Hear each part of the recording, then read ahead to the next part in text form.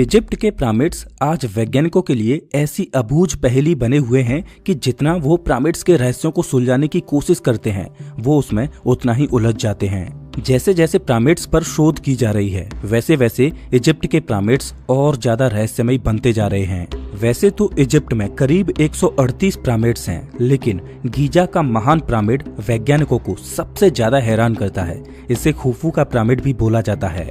वास्तव में इस ग्रेट पिरामिड को बनाने में जिस बेमिसाल इंजीनियरिंग का प्रदर्शन किया गया है वो आज के वैज्ञानिकों को सोचने पर मजबूर कर देता है। ऐसा माना जाता है कि ग्रेट पिरामिड को बनाने में करीब 20 सालों का समय लगा था और पिरामिड में लगने वाले पत्थरों को करीब 800 किलोमीटर दूर से लाकर इसमें लगाया गया था। मान्यताओं की माने तो इजिप्ट के पिरामिड प्राचीन मिस्र के राजाओं की कब्र हैं, लेकिन जब पिरामिड पर वैज्ञानिक शोध की गई तो पता चला कि ये मकबरा जैसा तो बिल्कुल है ही नहीं।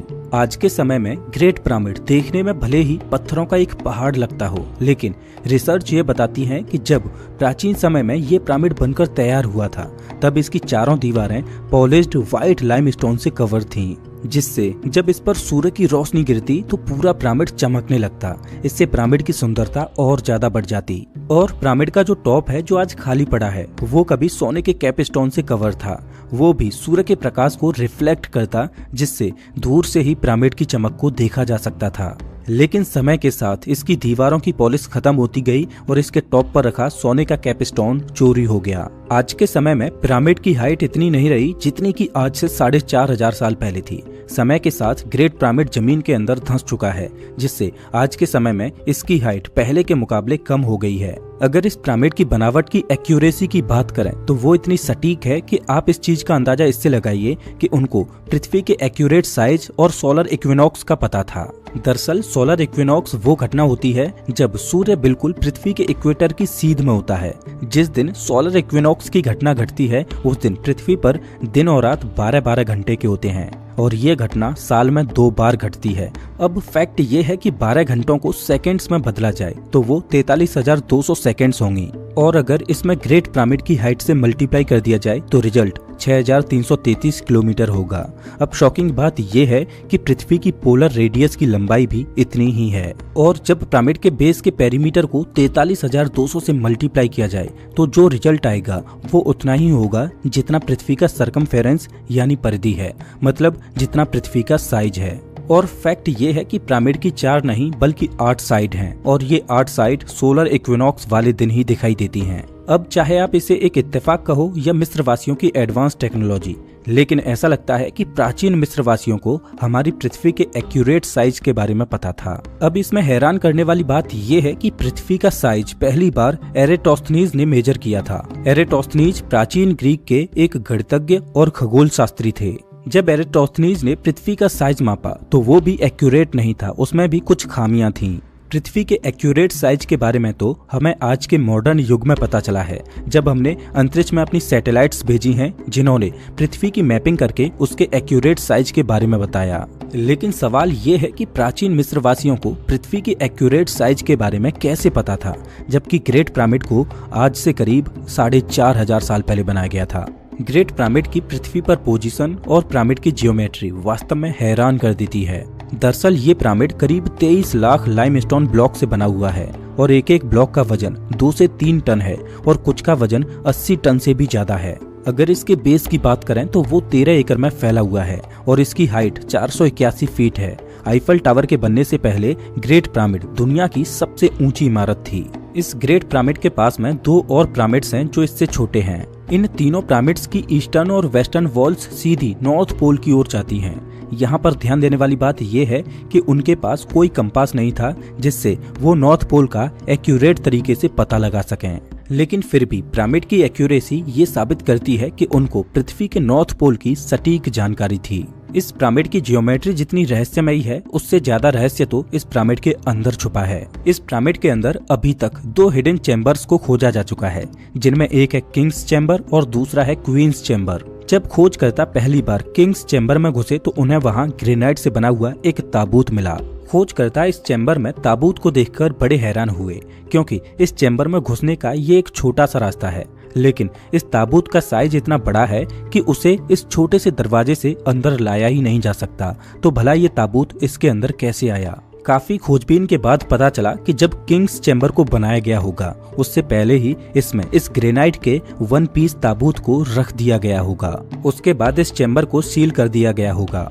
लेकिन क्या वास्तव में ये एक ताबूत है या कुछ और? क्योंकि मरने से पहले कोई व्यक्ति भला ताबूत क्यों बनवाएगा? और सबसे विचित्र बात तो ये है कि इस पिरामिड में कई सारे छोटे छोटे टनल्स बने हुए हैं जो इस पिरामिड के नीचे तक गहराई में जाते हैं। अब अगर ये पिरामिड एक मकबरा है तो इसमें इतने छोटे छोटे टनल्स क्यों? अब सवाल ये आता है कि क्या वास्तव में पिरामिड एक मकबरा ही है या इसे बनाने का मकसद कुछ और ही था? वैज्ञानिकों का मानना है कि कभी ग्रेट पिरामिड को पॉलिश्ड व्हाइट लाइमस्टोन से कवर किया गया था तो उसका मकसद पिरामिड को सुंदर दिखाना नहीं बल्कि पिरामिड के ऊपर गिरने वाली सनलाइट को एक मिरर की तरह रिफ्लेक्ट करना था, जिससे पिरामिड के अंदर सूर्य की रोशनी प्रवेश न कर सके।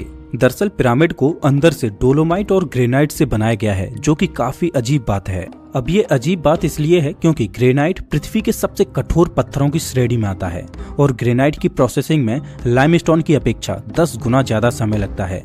और सबसे बड़ी बात ये कि इस ग्रेनाइट को पिरामिड की कंस्ट्रक्शन साइट से करीब 800 किलोमीटर दूर से लाया गया था। अब सोचने वाली बात यह है कि एक मकबरा बनाने के लिए ऐसे मटेरियल की क्या जरूरत जिसको प्रोसेस करने और लाने में ही इतना समय लग जाए। अगर वैज्ञानिकों की माने तो इस तरह के जटिल मटेरियल में क्वार्ट्ज और मेटल क्रिस्टल्स मौजूद होते हैं और सबसे इम्पोर्टेंट ग्रेनाइट पीजो इलेक्ट्रिसिटी का एक अच्छा कंडक्टर है। दरअसल जब किसी खास तरह के मटेरियल पर दबाव डाला जाए तो उस मटेरियल पर इलेक्ट्रिक चार्ज पैदा हो जाता है, इसे पीजो इलेक्ट्रिसिटी बोला जाता है। और पिरामिड के अंदर उपयोग होने वाला दूसरा मटेरियल डोलोमाइट इलेक्ट्रिकल कंडक्टिविटी को बढ़ाने का काम करता है और पिरामिड के टॉप पर लगा गोल्ड इलेक्ट्रिकल एनर्जी को ऊपर भेजने का एक जरिया है। वैज्ञानिकों की माने तो पिरामिड कोई मकबरा नहीं जहां प्राचीन मिस्र के राजाओं की बॉडी को दफनाया जाता था, बल्कि पिरामिड तो प्राचीन पावर प्लांट थे। और खोजकर्ताओं का ये भी मानना है कि पिरामिड के अंदर मौजूद ताबूत कोई ताबूत नहीं बल्कि एक बड़ी बैटरी हो सकता है। पिरामिड के चारों ओर इलेक्ट्रोमैग्नेटिक रेडिएशन को भी कैप्चर किया गया है, जो कि आसमान में कड़कड़ाती बिजली के समान है। ऐसा माना जाता है कि इससे निकलने वाली इलेक्ट्रोमैग्नेटिक रेडिएशन का सोर्स पिरामिड के अंदर ही कहीं किसी हिडन चैम्बर में छुपा है। दरअसल पिरामिड के पावर प्लांट वाली थ्योरी सबसे पहली बार एक ब्रिटिश ऑथर क्रिस्टोफर डन ने साल 1998 में दी थी। तरह से उसे लगाना भी है।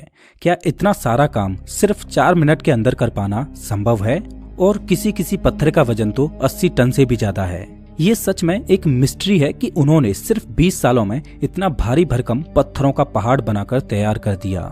जब पिरामिड के बनने की ये मिस्ट्री सॉल्व नहीं होती तो यहाँ पर एक नई कॉन्स्पिरेसी थ्योरी जन्म लेती है। कुछ लोग ऐसा मानते हैं कि गीजा के महान पिरामिड को एलियंस ने बनाया था। वो लोग ऐसा इसलिए मानते हैं क्योंकि एलियंस के पास एडवांस टेक्नोलॉजी रही होगी जिसकी मदद से उन्होंने ये कारनामा कर दिखाया। हालांकि एलियंस वाली थ्योरी बेतुकी लगती है। पिरामिड को बनाया तो इंसानों ने ही था, लेकिन उसको बनाने में बहुत ज्यादा वर्कर्स ने काम किया होगा। अगर आपके पास बहुत ज्यादा मैन पावर हो तो आप भी बड़े से बड़े पहाड़ को खड़ा कर सकते हो। ऐसा माना जाता है कि ग्रेट पिरामिड को बनाने में करीब 20 से 30 हजार वर्कर्स ने काम किया था। वैसे कुछ एक्सपर्ट्स पिरामिड्स के बनने की एक थ्योरी देते हैं कि पिरामिड्स को बिना एडवांस टेक्नोलॉजी के कैसे बनाया गया होगा। वास्तव में पिरामिड के बनने की ये थ्योरी सच में बहुत ही ज्यादा इंटरेस्टिंग है। ग्रेट पिरामिड इतना बड़ा और भारी है कि इसकी नींव को मजबूत बनाना बहुत जरूरी था। जितनी ज्यादा गहरी नींव होगी उस पर उतनी ही बड़ी इमारत को खड़ा किया जा सकता है। और जिस गीजा प्लेटू पर यह पिरामिड बना है उसकी जमीन बहुत ज्यादा उबड़ खाबड़ है, तो सबसे पहले तो जमीन को समतल करना बहुत जरूरी था। और ऐसा करने के लिए वो इस सिंपल से टूल का इस्तेमाल करते थे। इस टूल में बीच में एक पॉइंटर होता है जो फ्रीली लेफ्ट या राइट मूव कर सकता है। जब इस टूल को जमीन पर सीधा रखा जाता है तो इसमें यहाँ पर ये एक मिड पॉइंट है। जमीन पर रखने के बाद ये पॉइंटर इस मिड पॉइंट पर रहता है तो इसका मतलब जमीन समतल है। और अगर ये पॉइंटर इस मिड पॉइंट से इधर उधर होता है तो इसका मतलब है कि जमीन अभी उबड़ खाबड़ है। और इसी छोटे से औजार से प्राचीन इजिप्शियंस ने पिरामिड को बनाने के लिए जमीन को समतल किया। लेकिन इसके बाद उनके सामने एक और कठिनाई थी, पिरामिड का अलाइनमेंट। जैसा कि अभी मैंने आपको बताया था कि पिरामिड पृथ्वी की चारों दिशाओं को एक्यूरेट तरीके से अलाइन करता है। अब आज के समय में तो हम एक कंपास की मदद से अलाइनमेंट कर सकते हैं, लेकिन आज से 4500 साल पहले उन्होंने बिना कंपास के इस प्रॉब्लम को कैसे सुलझाया। तो कुछ खोजकर्ता मानते हैं कि प्राचीन मिस्र वासियों ने सही दिशा का पता लगाने के लिए ऑटम इक्विनॉक्स का सहारा लिया होगा। जैसा कि मैंने अभी आपको बताया था कि सोलर इक्विनॉक्स वाले दिन और रात बराबर के होते हैं। तो सोलर इक्विनॉक्स वाले दिन जमीन पर पड़ने वाली शेडो ईस्ट और वेस्ट डायरेक्शन में एकदम सीधी लाइन में होती है और इस शेडो का सहारा लेके उन्होंने पिरामिड के अलाइनमेंट को सेट किया होगा। कुछ थ्योरीज ये भी कहती हैं कि उन्होंने पिरामिड के अलाइनमेंट को पोलर स्टार्स की मदद से सेट किया होगा। अब इनके सामने अगली चुनौती थी पत्थरों को काटकर कंस्ट्रक्शन साइट पर लाना। पत्थरों को काटने छाटने के लिए वो कॉपर के टूल्स का इस्तेमाल करते थे, लेकिन कॉपर इतना नरम होता है जिससे पत्थर काट पाना संभव नहीं, तो वो कॉपर में आर्सेनिक मिला देते जिससे उसकी मजबूती बढ़ जाती।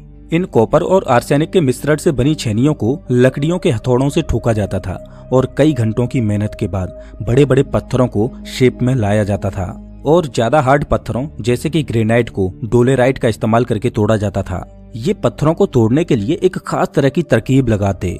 ये पत्थरों को तोड़ने के लिए इस तरह से क्रैक में लकड़ियां फंसाते, जिसके बाद उन पर पानी डाला जाता और वो लकड़ियां जब पानी को सोख लेती तो वो फैलने लगती, जिससे पत्थर टूटकर अलग हो जाता। पत्थरों को तोड़ने के बाद इनके लिए अगली सबसे बड़ी चुनौती थी इन भारी भरकम पत्थरों को पिरामिड की कंस्ट्रक्शन साइट पर पहुंचाना। इसके लिए ये इन पत्थरों को अपनी बड़ी बड़ी कश्तियों में रखकर कंस्ट्रक्शन साइट पर लाते। पत्थर कंस्ट्रक्शन साइट पर तो आ गए, लेकिन अब इनके लिए अगली चुनौती ये थी कि इन भारी भरकम पत्थरों को पिरामिड के ऊपर कैसे पहुंचाया जाए।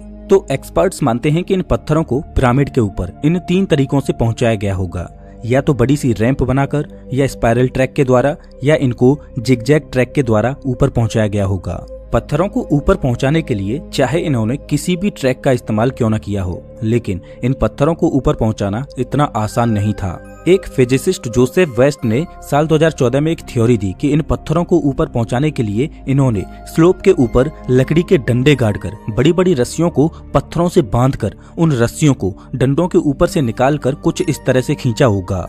अगर इन्होंने रैंप वाले ट्रैक का इस्तेमाल करके पत्थरों को ऊपर पहुंचाया होगा तो इसके लिए जैसे जैसे पिरामिड ऊंचा होता गया होगा वैसे वैसे इन्हें स्लोप को और पीछे तक बड़ा करना पड़ा होगा, जिससे स्लोप का एंगल मेंटेन रहे और पत्थरों को ऊपर पहुंचाने में ज्यादा कठिनाई ना हो। अब ये सब तो महज थ्योरीज हैं कि कैसे पिरामिड्स को बनाया गया होगा, लेकिन प्रैक्टिकली देखा जाए तो पिरामिड के बनने की ये सभी थ्योरीज शक के दायरे में आ जाती हैं। थ्योरीज के जरिए हम पिरामिड के कंस्ट्रक्शन को एक्सप्लेन तो कर सकते हैं, लेकिन क्या प्रैक्टिकली ऐसा कर पाना संभव था? लेकिन जो भी हो, आज हमारे पास पिरामिड के बनने का केवल यही एक एक्सप्लेनेशन है जो सटीक लगता है। लेकिन फिर भी पिरामिड के बनने की ये मिस्ट्री सॉल्व तो नहीं होती। ग्रेट पिरामिड की मिस्ट्री हमारी सोच से भी गहरी है। एक थ्योरी तो ये भी कहती है कि पिरामिड्स को 4,500 साल पहले नहीं बल्कि 13,500 साल पहले बनाया गया था। ये थ्योरी वास्तव में हैरान कर देती है। इस थ्योरी के अनुसार पिरामिड्स को प्राचीन मिस्र वासियों ने बनाया ही नहीं, यहाँ तक कि जब इन पिरामिड्स को बनाया गया होगा तब मिस्र की सभ्यता का तो उस समय जन्म भी नहीं हुआ था। दरअसल ग्राहम हैनकॉक, जो कि फिंगरप्रिंट्स ऑफ द गॉड्स के ऑथर हैं, इन्होंने पिरामिड्स के ओराइन कॉन्स्टिलेशन वाली थ्योरी दी। इस थ्योरी में उन्होंने बताया कि गीजा के ये तीनों पिरामिड्स ओराइन कॉन्स्टिलेशन में मौजूद 3 तारों की सीध में बने हैं। लेकिन यहाँ पर फैक्ट ये है कि ये तीनों ही तारे पिरामिड्स की सीध में है ही नहीं, और ना ही ये तीनों तारे आज से 4,500 साल पहले इन पिरामिड्स की सीध में थे। लेकिन आज से करीब 13,500 साल पहले ये तारे इन तीनों पिरामिड्स की बिल्कुल सीध में थे। तो क्या इसका मतलब ये है कि अगर ओराइन कॉन्स्टिलेशन थ्योरी सही है तो पिरामिड्स को 13,500 साल पहले बनाया गया था? क्या प्राचीन मिस्रवासियों को ये पिरामिड्स सौगात में मिले थे? क्या इसी वजह से मिस्र की किसी भी प्राचीन जगह पर पिरामिड के बनने के कोई सबूत नहीं मिलते? वैसे मिस्र में प्राचीन समय की हर एक ड्राइंग मिलती है, लेकिन पिरामिड्स के बनने का वहाँ कोई नामो निशानी नहीं है। सच क्या है ये कोई नहीं जानता। वास्तव में ग्रेट पिरामिड कितने रहस्यों को छुपाए हुए है इसकी कल्पना भी नहीं की जा सकती। जब साल 2001 में इसके सीक्रेट चैम्बर को खोजने के लिए जब रोबोटिक कैमरा इसके अंदर गया और सामने मौजूद स्लैब में छेद करके जब कैमरा ने अंदर झांका तो सामने एक और पत्थर का स्लैब था जिसने उस सुरंग को बंद कर रखा था। लेकिन कैमरा के एंगल को जैसे ही नीचे किया तो वैज्ञानिक देख पा रहे थे कि नीचे लाल रंग के कुछ अल्फाबेट्स लिखे हुए हैं जो इस पासेज को सील करते हुए 4,500 साल पहले लिखे गए थे। अब दुर्भाग्य की बात यह है कि ये अल्फाबेट्स जिस भाषा में लिखे गए हैं उस भाषा को दुनिया में कोई नहीं जानता। एक्सपर्ट्स ने इन अल्फाबेट्स को डिकोड करने की कोशिश की, लेकिन उन्हें कुछ भी समझ नहीं आया। वैज्ञानिक मानते हैं कि उन्होंने पिरामिड को स्कैन करते हुए जिस सीक्रेट चैम्बर को देखा वो इस स्लैब के बाद मौजूद है। अब परेशानी ये है कि स्लैब के पीछे मौजूद उस सीक्रेट चैम्बर में कैसे झांका जाए, क्योंकि ग्रेट पिरामिड एक प्राचीन धरोहर है। उस सीक्रेट चैम्बर में झांकने के लिए रास्ते में आने वाली सभी स्लैब्स को तोड़ना पड़ेगा। अब किसी भी देश की सरकार ये नहीं चाहती कि उसके देश में मौजूद प्राचीन धरोहर को कोई क्षति पहुंचाए, क्योंकि प्राचीन धरोहरें बहुमूल्य चीजें होती हैं, तो उन पर एक्सपेरिमेंट्स करने या उनको तोड़ने फोड़ने की इजाजत सरकार नहीं दे सकती, क्योंकि लोग रहस्यमय चीजों को देखना ज्यादा पसंद करते हैं। अगर देखा जाए तो मिस्र में करीब 138 पिरामिड्स हैं, लेकिन दुनिया भर से टूरिस्ट केवल ग्रेट पिरामिड ऑफ गीजा को ही देखने जाते हैं। आखिर क्यों? क्योंकि वो रहस्यमयी है। ऐसे न जाने कितने ही सीक्रेट चैम्बर्स होंगे जो ग्रेट पिरामिड के अंदर छुपे हुए हैं, और शायद इजिप्शियन अथॉरिटीज नहीं चाहती कि वो रहस्य दुनिया के सामने आए। और शायद इसी वजह से जाही हवास, जो मिस्र की प्राचीन धरोहरों और पुराविशेषों का मंत्री रह चुका था, उसने ग्रेट पिरामिड से मिली चीजों को चुरा लिया।